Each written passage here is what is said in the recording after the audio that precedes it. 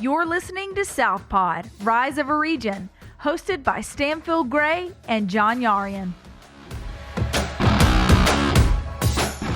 Welcome to Southpod, and thank you for joining us today. You are the youngest guest we've ever had on the show. Oh, wow. Great. That's awesome. So, just to kick things off, tell us who you are, where you're from, and where you are right now at this moment in time. All right. Well, my name is Megan Landau. I just graduated with a computer science degree from the College of Charleston. And at the moment, I'm sitting in Los Angeles and I'm going to start my job at Disney in just a couple of weeks here. Wow. Well, we will get to the new job at Disney in just a second. Megan, one reason I'm really excited about this particular episode of Southpod is I'm going to turn you into a futurist. You're a recent graduate, and we're gonna talk about. We want to do a little prognosticating today and think about, you just graduated, where your path may lead you, a little bit about your experiences, where you've been, what led you up to until today in this very moment. But I want to have a little fun and think about 10 years down the road. How does that sound? It sounds a little scary, but good. A little frightening? I don't mean to scare you. Sure, yeah. Well, the College of Charleston has been a great partner with Dig South, our production company, and has been a partner in the Dig South Tech Conference for several years. And they recommended you as one of their top stellar students that recently graduated, has a background in computer science and many things related to what we do in the tech world. And so, you being a young person on kind of the bleeding edge of this, tell us a little bit about what you studied at the College of Charleston and how that's impacted your life to date.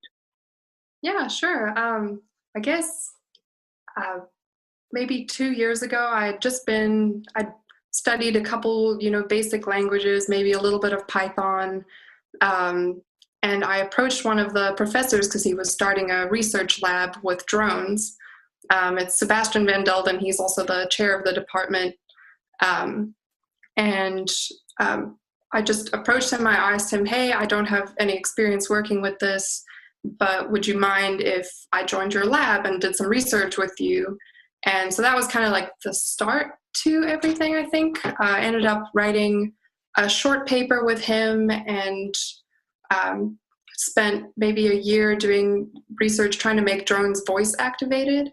Ended up going to a conference out in Austria to present my work, which was really, really cool, and the school helped me get there.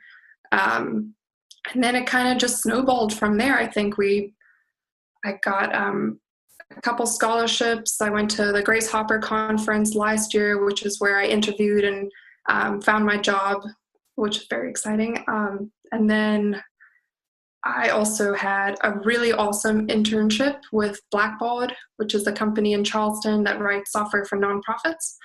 And I had an amazing software engineering internship with them last summer. And then this year as well, I also interned as a machine learning intern during the school year with a company called Netris Solutions, which is a smaller company in Charleston.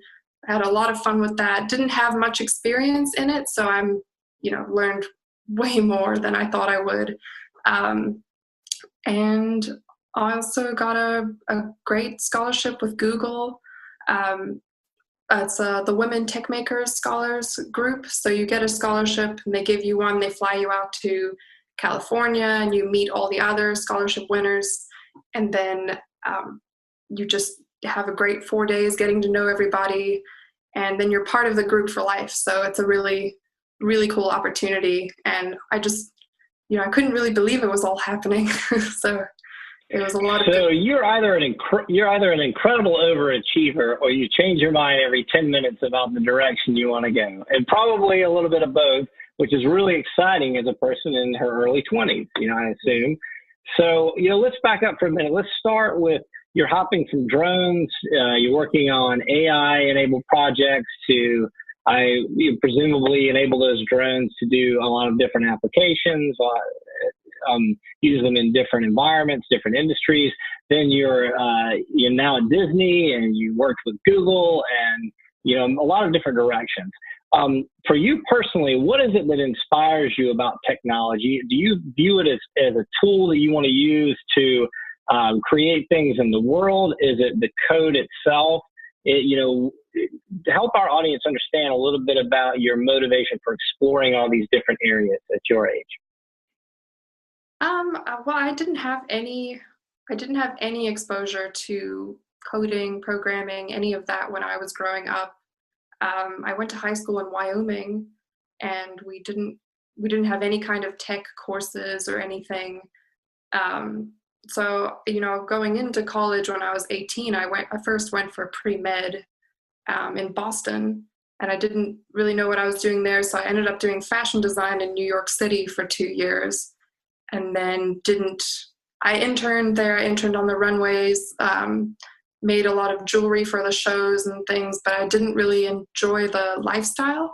So I ended up, changing what I wanted to do, and I just drove to the Keys and ended up teaching scuba diving for about a year, which was great. Wow. Now hold on. So you're in the fashion. You wind up in Wyoming from South Africa, make your way to New York, designing fashion accessories and jewelry and things, and then you're suddenly teaching scuba diving in the Keys. What an incredibly amazing peripatetic path. So, along this journey, was it exciting to you and fun, or were you saying, nope, this isn't it, I got to move on, nope, next thing, got to move on? Put us in your mind that, explain that mindset to us. Yeah, it was just like that, Stan. I would try something and I would love it, and then I'd find things about it that I was just like, oh, I'm not sure, like maybe there's something similar to this, or something a little bit different that I can try. I never really told myself you can't try a different thing. I wanted to try it all. So it's kind of a good thing. And it was also, that's why it took me so long, to find computer science, which was very, very lucky. And as soon as I started it, the first month or two were really, really challenging. I was like, I can't believe people think like this. This is so crazy. And then, as soon as we started doing, it's very creative. It's a very creative field because you can make whatever you want. And as soon as I realized that, the creative mind was kind of stirred, and it was just, I was hooked, from the beginning, and it's now 3 years later and I love it. So. Well, fill in that gap between your scuba diving in the Keys, beautiful place, and then you wind up in Charleston at the College of Charleston. How did that happen? What was the connection point? How did you discover the college? Well, let's see. So I was teaching scuba diving in the Keys, and I ended up leaving. I wasn't really sure. I wanted to move back to the mountains, so I ended up I got an EMT certification.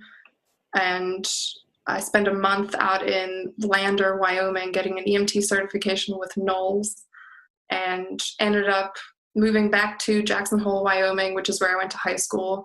And from there, I met a guy, and he was moving to Charleston. So I moved with him, actually, and we ended up moving to like St. Croix in the Virgin Islands, and then Greenville, and then Charleston. So lots of bouncing around. And when we got to Charleston, I was like, you know what? It's been a couple years. Like, I think I'd like to go back to college. And I wasn't really sure. What I was going to go back for, but I was waitressing at a restaurant on East Bay Street when I talked to a table of mine, and the gentleman handed me a business card and said, this is the department chair of the computer science department at the College of Charleston. You should just give him a call or an email. And he had his own IT company in Atlanta, and he said they hired a lot of people from the College of Charleston. So I was just like, okay, I guess I'll look into it. And as soon as I started it, I loved it. Yeah, so you explained to us that was kind of like a eureka moment. You know, it felt like a comfortable place, something you were inspired to learn. Tell us a little bit about the mentors at the College of Charleston, the experience, you know, during that 3-year time. You won many competitions, were involved in a lot of different programs, both here in Charleston and even in Europe and Austria, I believe you said. And so, were there more than 2-3 professors or mentors in town who guided you along this path? Oh yeah, definitely. In that first semester that I started, I was just back in college. I didn't really know if I was going to make it, you know, because a lot of people in the first few weeks of computer science are nervous, you know, and it's some things they've never learned before, and everyone's very quiet and they don't really talk about the things they don't understand. So you feel like you're the only one.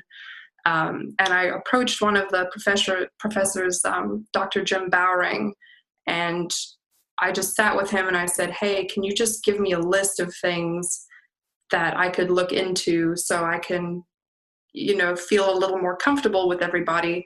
And I think it was maybe like an hour and a half meeting. And he gave me like 3 pages worth of things to go look up. And I remember leaving that and just being like, oh gosh, this is going to be rough. But, you know, like over that Christmas break, he caught me in the 3D printing lab, printing things. And, you know, so he was always kind of a great mentor and someone I could go to with questions and everything. And then there's Sebastian Van Delden, who I already mentioned once, was an amazing mentor. I took one of his hardest classes is the data structures and algorithms class. I took that over the summer with him, squashed into 1 month. So it was a very challenging class. And he just has great assignments, and he's a very good role model, I think, if you're going to learn how to code and just kind of the strategies to approach it. And then there was also Roxanne Stelvey. I never actually had any classes with her, but I worked with her to start this Ignite CS outreach program that a couple students all started together. So it wasn't just me. It was a really, really nice group of mainly girls started this program to go out to Jerry Zucker Middle School in the Charleston area and teach computer science concepts to middle school students, which was really fun. And is this before or after you started the drone project? This was during the drone. During, okay. So you're kind of juggling all these things at one time. You're helping kids in a school that lacks in resources. It's in a part of Charleston that does, you know, maybe underprivileged in many ways. And at the same time, you're learning, absorbing all the information from the faculty members that they put in front of you. Then you return to school and you get involved in this drone project, and you are working on artificial intelligence. So describe the process there, what the goals were and what you achieved. Yeah. So as I said, it was my second year in school. Hadn't really done, you know, too much coding at that point, and I approached the professor to go and talk to him, to go and learn, you know, because it was definitely a lot of self-guided research and learning, you know, on your own time, going through tons and tons of documentation that it took a long time to understand. And then, you know, eventually at like, you know, 1 a.m. on the weekend, you'll be like, yes, and you can finally get the drone to take off just by telling it to. And there were a lot of like good moments like that. Another project I ended up working on was this project with Mercedes-Benz vans, which was the senior capstone project I did when I was a junior. And the Mercedes-Benz Sprinter van is produced here in Charleston, South Carolina, correct? Yeah. Okay, great. So I assume this is an internship that came to you by way of the college, or was it something you pursued on your own?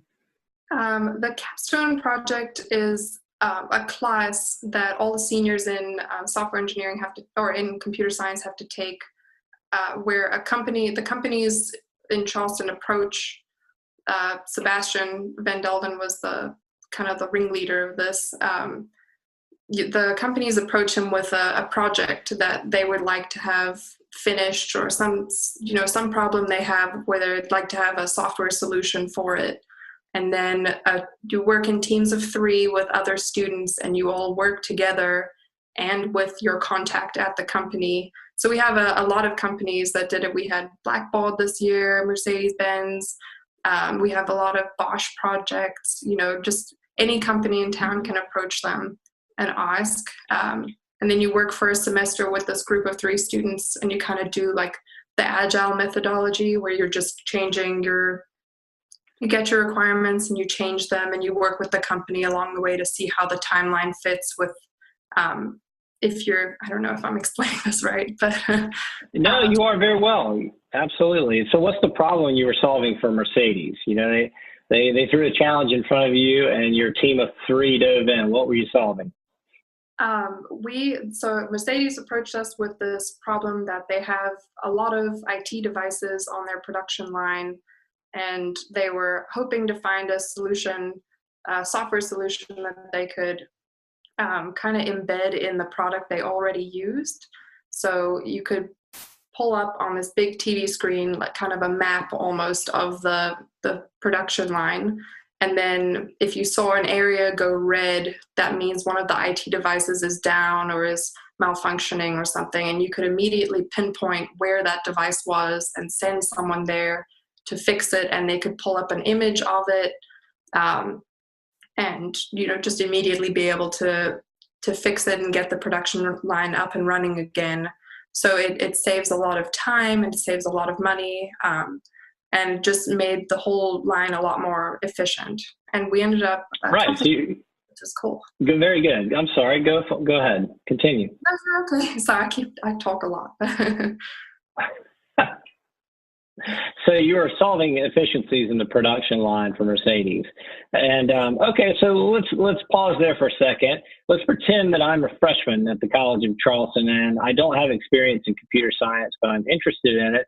I am also interested in engaging with companies like Mercedes, Blackbaud, Volvo, etc.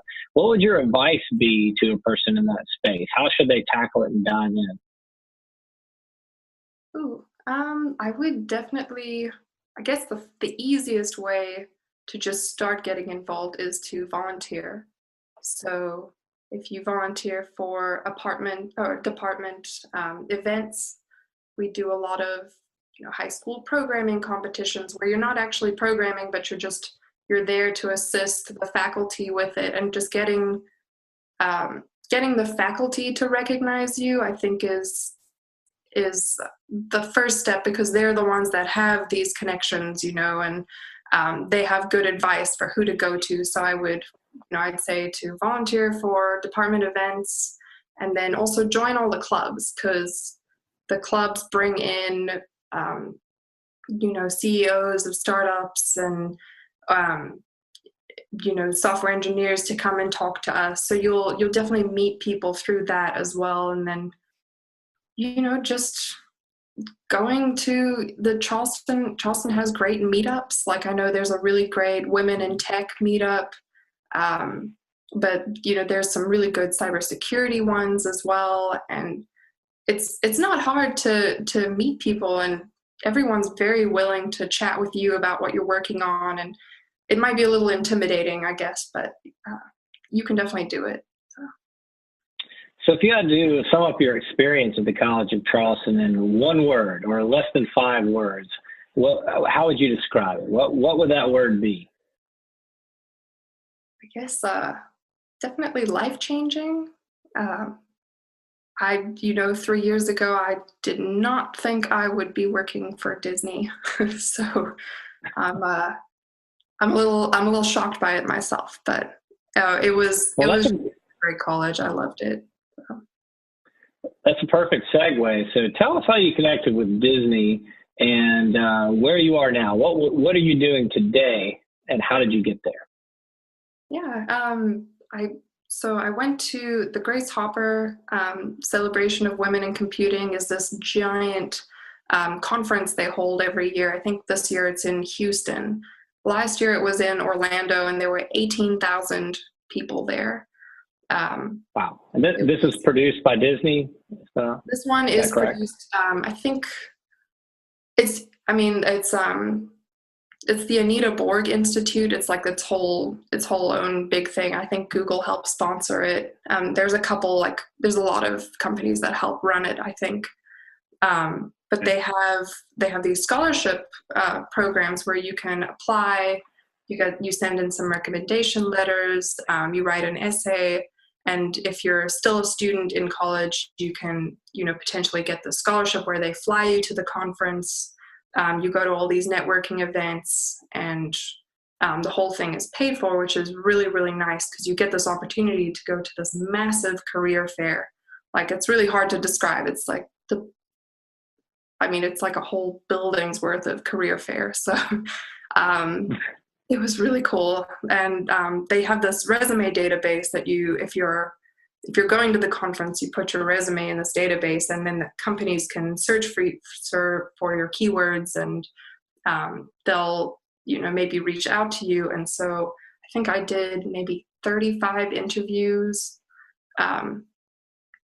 Maybe like 15 of them were over the phone, before I'd even got there. And then a bunch of them were like in the library or at my house or in the car in between classes. Like, I did a lot of interviewing just to get the experience. And then finally, like, I ended up being contacted by someone from Disney ABC, which is where I'll be working, and did two interviews before I got to the conference, one in person at the conference with my soon-to-be manager, and then they flew me out to LA the following week to interview in person as well. And for what position? What will you be doing? I'll be a software engineer for Disney ABC, so I'm working on the software solutions team. So we'll be building software solutions for in-house use for other employees to use, which is kind of nice. They said we don't have to work as many, weekend hours because it doesn't have as harsh of a timeline, which is kind of nice. And are these internal communication tools? Are you working on interactive programming that goes on air? Tell us about who uses the software. What's the application? So one of the examples they showed us that my team worked on was this calendar scheduling app. So you can drag and drop all of ABC television shows into this web app and organize them. And if you're the CEO, or the producers, you can pull this up on a big television screen and just decide when shows are going to air. And, it had a lot of metrics for what was more popular, which times were better. So kind of solutions like that can help, help the whole company, which is great. And then there was another one for ABC News where, producers and reporters can all collaborate together in this one space instead of everybody sending emails out to each other. So it's kind of tools like that will just help everything run smoothly. And, I honestly, I don't even know yet. So maybe other things. So you went to this enormous conference, you connect with Disney, you you are interviewed over 35 times for different positions. What was the differentiator? Was it the Disney brand? Was it the job? What drew you to the opportunity? How did you make that critical decision? If you're, because I sort of view this podcast as advice we're giving back to the college and to students who may be along a similar path. Yeah, I think that's great. Let's see. So I interviewed as much as possible. If somebody reached out to me, I said yes, and I made a time and I made it happen. I probably would recommend not doing like 7 interviews in a day, because by the time you get to the 7th one, you're exhausted. You're mentally fried. Yeah. You can't talk anymore. Well, what was it about Disney? I mean, really, what was the difference, in that particular interview? In this case, why are you, go ahead. I just love the way I think I did 7 interviews in total with them. And I think I I did interviews with other companies. I also got an offer from eBay, and then one from Target as well. And I just wasn't really, I didn't feel like I met anybody I would actually be working with, So for Disney, I met my manager. I had a FaceTime interview with him. I had an in-person coding interview with him.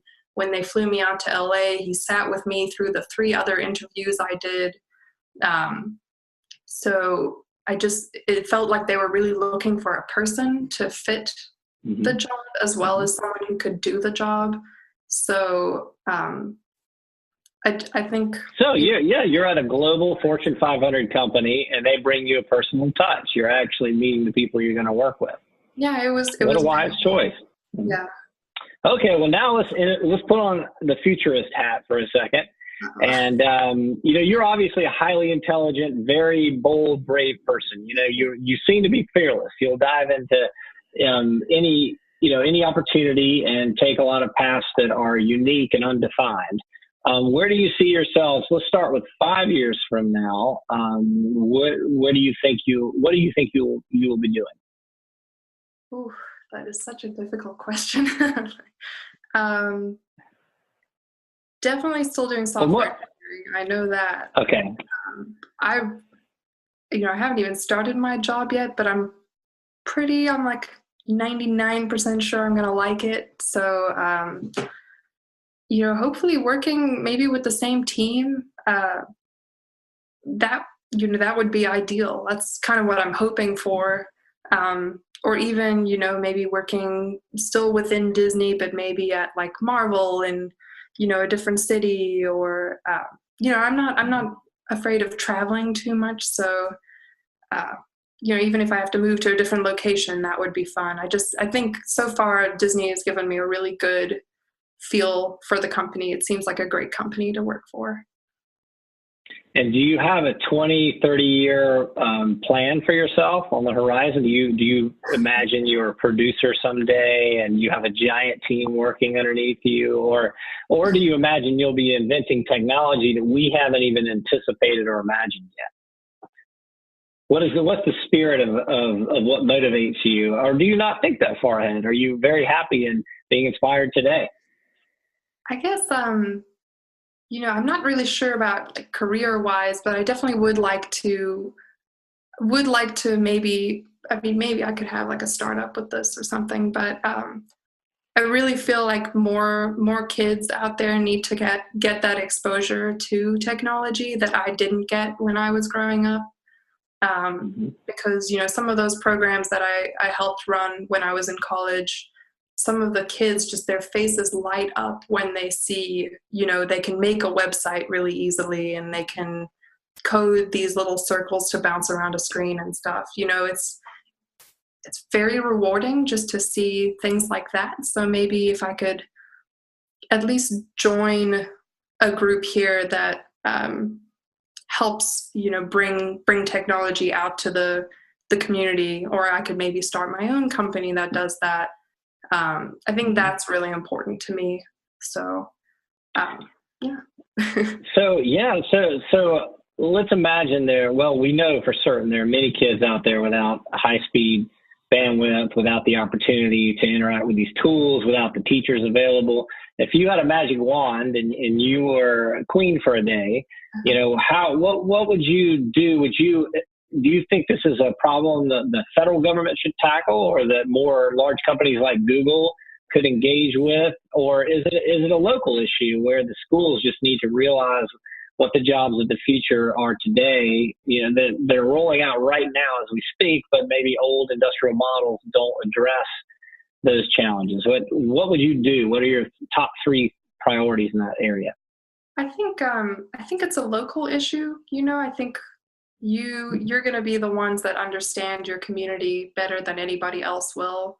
I think Google, companies like Google have really great intentions, and I think they provide a great structure to kind of follow, but it's really up to people in local communities to go out there and, spend the time meeting people that you're actually going to meet again.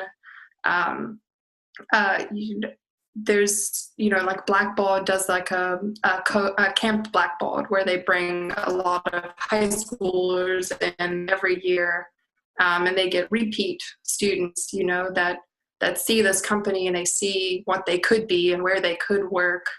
And I think that's really important rather than just like putting a really great name on your program or something. I'm not sure if that really answers your question, but oh no, it does, certainly. Yeah, so I think. But it actually leads. Go ahead. More community involvement. Yeah, I think so. Okay, and what were you like as a child? Tell us what you were into. What excited you when you were 8, 10 years old? I really like to make things. So my sister, I have a sister, we grew up in South Africa together, and we spent most of our time outside, climbing trees and swimming in the pool, and, had a lot of great memories just being outdoors, which I'm not really sure how that's working out with kids these days, but hopefully that's still happening. And then if we had to be inside, we were building things. Luckily I had parents that never said, you're a girl, you need to go play with pink kitchen things or something, I had, my dad bought us those race car tracks that you'd have to build the race car track around the kitchen and stuff and drive your cars. And I think I was lucky I had parents that just pushed us in all directions. And I know we used to make tons of little like elevators for our stuffed toys and like pull like little drawstrings up and down the bunk bed. And we just had very creative, childhoods, which was really, really good. Not much technology, but maybe if I had, some exposure to coding, this was maybe a little too early for coding for kids, but I think I would have jumped on it, as soon as I could. So. And are your parents, are they snow skiers? How did you wind up in Jackson Hole from South Africa? My parents are both doctors. My dad still lives in South Africa. He lives in Johannesburg. He's a general surgeon. And then my mom remarried an American when I was 12. And he had a business in Wyoming. So we ended up moving out there with him. So, and that was kind of the beginning, So you truly have a global perspective on things. I hope so. Yeah. Very good. Well, ordinarily I would ask a guest also, what do they do for fun? What do they like to do? But it sounds like you do everything for fun. Scuba diving and traveling and coding and building drones. I don't know whether there would be any time for any more fun than you're already having. But is there anything you'd like to share with the audience that we haven't touched on, in that regard? Ooh, I'm not really sure. I'm always looking for new things that I think I could maybe do. So like, I'm not very good at cooking, so I'm maybe going to try a couple cooking classes. There's a lot of surfing out here in California, so I might try that. I don't think it's going to work out, but I'll give it a try. Anything. Very good. Well, we wish you the best of luck at Disney and your career, and it's really an honor to speak with you today, and we appreciate your time. The College of Charleston has been a great supporter of ours, and they're obviously doing a fantastic job educating their students and helping you engage in the world and find the right career opportunities. So thank you, Megan. Yeah, thank you so much, Stan. It's been really nice. Thank you for listening to Southpod, Rise of a Region, where innovators dish on success, failure, and a rapidly evolving South.